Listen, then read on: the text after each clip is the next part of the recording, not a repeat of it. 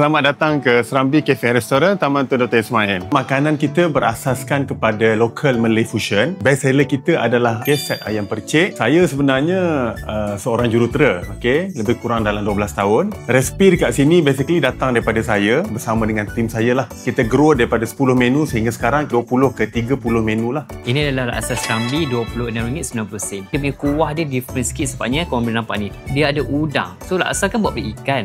Ni dia ada udang. Nampak dia ada kerang. Memang lain dia punya kuah laksa dia tu daripada laksa yang biasa yang kita selalu makan. Ini adalah pulut ayam Thai. Lembut. Dia punya sos dia ada masam-masam, manis-manis dan juga spicy sikit-sikit je. Ayam dia pun digoreng elok. Pucuk udang putih RM12.90. Tengok kat dalam dia, padat kan? Padat dan tak kedukut bahan. Ini adalah lepat pisang. 4 ini RM7.90. Wow, masih bau wangi pisang dia. Daun pisang pula dibungkus macam ni.